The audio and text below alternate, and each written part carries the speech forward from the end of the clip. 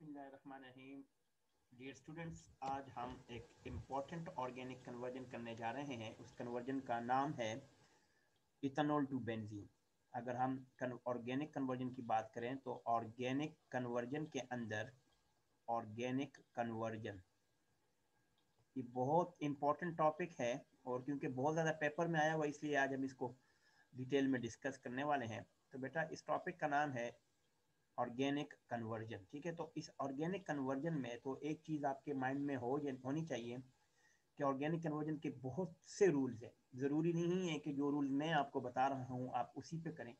आपके पास जितने भी रूल्स आते हैं आप उससे कर सकते हैं। ठीक है, क्योंकि आपका टारगेट एटम सही होना चाहिए। ठीक है, तो ये भी बात आपके जहन में आनी चाहिए। ठीक है बेटा, तो पहली बात यह है कि आज हमारा जो टॉपिक है वो क्या है, वो ऑर्गेनिक कन्वर्जन है। तो ऑर्गेनिक कन्वर्जन में जो हमारा टारगेट एटम है वो क्या है और स्टार्ट कहाँ से करेंगे। तो सबसे पहले तो हमने इथेनॉल लेना है। आपने इथेनॉल से, इसको इथाइल अल्कोहल कहते हैं, इथेनॉल से आपने कन्वर्ट करना है।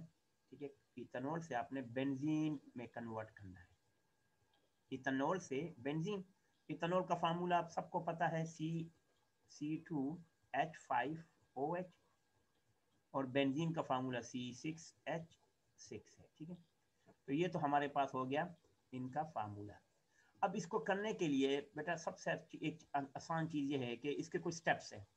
तो कुछ स्टेप्स से अच्छा है कि सबसे पहले तो आप इसका वाटर इसमें से रिमूव करेंगे तो फिर समझ आएगा। अगर ये फार्मूला मुश्किल है तो आप इसको एक और तरह का भी लिख सकते हैं, CH3CH2OH, और इसका लिखेंगे जाहिर बात फार्मूला तो लिखा हुआ है तो स्ट्रक्चर लिख दें, ये भी ठीक है।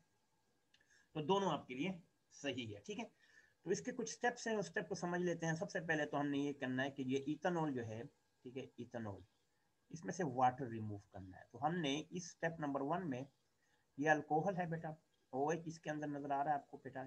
जब भी OH होगा तो ये अल्कोहल होगा, तो ये इथेनॉल है। ठीक है, हमने क्या करना है, इस इथेनॉल में से ये वाटर को रिमूव करना है। जब आप इस वाटर को रिमूव करेंगे तो ये बॉन्ड और ये बॉन्ड नीचे आकर यहाँ पर डबल बॉन्ड बना देंगे यहाँ पर। ठीक, ये कब होगा, जब आप इसके अंदर कंसंट्रेटेड H2SO4 डालेंगे।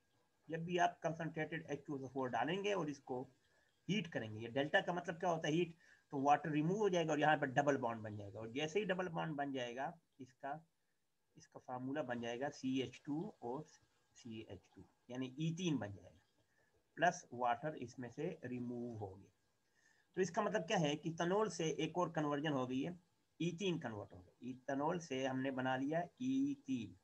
ठीक है, हमने इथेनॉल से एक और इम्पॉर्टेंट कन्वर्जन बना लिया, क्या, इथेनॉल से ईथीन बन गया। अब इसी इथेनॉल को अगर हम मजीद आगे जाएं बेटा, देखो, अब इसी ईथीन के हमारे पास जो टारगेट एटम है बेंजीन है, हमने इसको एक्टिवेट करना है। एक्टिवेट करने के लिए हम इसी ईथीन के अंदर, अगर आप गौर से देखें, ये ईथीन है। ठीक है, जब हम इसके साथ दो, अब देखो ये बेटा क्योंकि न्यूट्रल एटम बन गया, मॉलिक्यूल बन गया। क्यों बन गया बेटा, क्योंकि इसके वैलेंसी पूरी है। तो एक्टिवेट करने के लिए हमेशा ब्रोमीन का इस्तेमाल करेंगे, ब्रोमीन। ठीक है, ब्रोमीन क्या करेगा, ब्रोमीन जब भी इस्तेमाल करेंगे बेटा CCl4 की मौजूदगी में रिएक्शन करता है, तो यहाँ से ये बॉन्ड ब्रेकअप होगा। मैं लिख देता हूँ, ये बॉन्ड ब्रेकअप हो जाएगा बेटा। तो एक ब्रोमीन इस कार्बन पे आएगा और एक ब्रोमीन इस कार्बन पे आएगा। ठीक है, और हमेशा ये ब्रोमीन जब भी अटैच होता है ये अपोजिट डायरेक्शन में होते हैं। कैसे, अगर मैं ये सिंगल बॉन्ड बना दूं बेटा, ये देखें, ये आपने बहुत ख्याल रखना है क्योंकि ये अक्सर स्टूडेंट इसमें मिस्टेक कर जाते हैं। बेटा क्या मतलब, ब्रोमीन एक मैं ऊपर लगा रहा हूँ और एक नीचे लगा रहा हूँ। ठीक है, बाकी हाइड्रोजन जो है ना वो सेम है। हाइड्रोजन तो जहां जहां आप लगा दें बेशक इसका कोई फर्क नहीं पड़ता, ना भी लगाए कोई फर्क नहीं पड़ता। इससे जो प्रोडक्ट बना, अब इस तरह के प्रोडक्ट को कहते हैं 1,2 डाई ब्रोमो ईथेन। 1,2 डाई, ये थोड़ा सा डिफिकल्ट हो गया लेकिन भी नजर आ रहे हैं, ब्रोमो ईथेन। ठीक है बेटा, 1,2 डाई ब्रोमो ईथेन। अब इसको एक और नाम भी कहते हैं बेटा, इसको एंटी एडिशन कहते हैं। इसको कहते हैं एंटी एडिशन। क्यों एंटी एडिशन कहते हैं, इसलिए कहते हैं कि ये अपोजिट साइड पे, यानी इसका अब एडिशन तो हो रही है लेकिन ये एक इस साइड पे आया और एक नीचे आया, अपोजिट पे होता है। ठीक, इसको एंटी एडिशन के नाम से भी कहा, ठीक है। अब बेटा जब आपके पास 1,2 डाइब्रोमो देखो E3 बन गया ना, E10 बन गया सॉरी, ठीक है। तो आपने ये ब्रोमीन और ब्रोमीन को रिमूव करने के लिए यहाँ ट्रिपल बॉन्ड आना चाहिए, ठीक है। तो ये कैसे आएगा, अब आपने इसको रिमूव करेंगे, तो रिमूव कैसे करेंगे, आपने इसी स्ट्रक्चर को बनाना है, ठीक है। इसी स्ट्रक्चर को दोबारा बनाए, आप स्टेप वाइज करेंगे तो आपको समझ आएगा। यहाँ पे मैं ब्रोमीन लिख रहा हूँ, ठीक है, जो हमारा, इसको हमने रिमूव करना है, ठीक है। और हाइड्रोजन को मैं ऐसे ही रख रहा हूँ क्योंकि हाइड्रोजन ना भी लिखे कोई फर्क नहीं पड़ता, ठीक है। जब भी आपने अल्कोहलिक KOH के साथ इसका रिएक्शन करेंगे तो ये ब्रोमीन हट जाएंगे, तो आपने इसके साथ बेटा किसके साथ रिएक्शन करना है, KOH, पोटाशियम हाइड्रोक्साइड। ये हमेशा अल्कोहलिक होगा, ठीक है बेटा। ये बस ये अक्सर बच्चे भूल जाते हैं रिएक्शन करने में। अब होगा क्या बेटा, यहाँ से आपके पास Br और यहाँ से आपके पास K, तो एक कार्बन से Br चला जाएगा और K, तो ये हो जाएगा KBr, ठीक है। प्लस यहां से देखो एक ब्रोमीन एक कार्बन से एक चला गया तो इनके साथ दो रह गए। अब यहां से तो कुछ भी नहीं गया, तो यहां से H जाएगा, यहां से H और यहां से OH, तो इससे बन जाएगा वाटर, ठीक है। तो यहाँ पे ये वाला बॉन्ड यहाँ पे आ जाएगा और ये बॉन्ड यहाँ पे आ जाएगा, तो इससे 1 ब्रोमो E3 बनेगा, ठीक है। अगर मैं इसको प्रोडक्ट को लिखूं तो यहाँ से जो बना हमारे पास, ये डबल बॉन्ड तो बन गया। यहाँ पे देखो एक बॉन्ड ऑलरेडी मौजूद है इस हाइड्रोजन के जाने से, और Br के जाने से यहाँ पे हो जाएगा डबल बॉन्ड, जो कि मैंने बना दिया है। बाकी एक पे ऊपर H और Br आ रहा है, तो इसको एज इट इज लिखना है यहाँ पे ऐसे, और यहाँ पे H और H है तो इसको भी H और H की शक्ल में लिख देना, ये ले, ठीक है। ये तो इसमें तो हमने कुछ भी नहीं चेंज किया, ठीक है। अब आपने इसको साथ क्या करना है, इसमें से ये Br और ये H भी निकालना है, तो दोबारा KOH के साथ रिएक्शन करेंगे। तो दोबारा KOH के साथ रिएक्शन करने के लिए हमने क्या किया, अब आप देखिए बेटा, हमने Br को मैं लिख देता हूँ, जो हमने निकालना है उसको मैं व्हाइट से लिख रहा हूँ, और जो मैं लिख रहा हूँ उसको व्हाइट से, ठीक है। अब दोबारा KOH के साथ रिएक्शन करेंगे, पोटाशियम हाइड्रोक्साइड, अल्कोहलिक मीडियम के अंदर बेटा, अल्कोहलिक मीडियम के अंदर। फिर क्या होगा बेटा, गौर से देखिए, यहां से Br और यहां से K, तो ये दोबारा आपस में रिएक्ट करके KBr बना लेंगे प्लस, ठीक है। यहां से H और यहां से OH वाटर बना लेंगे,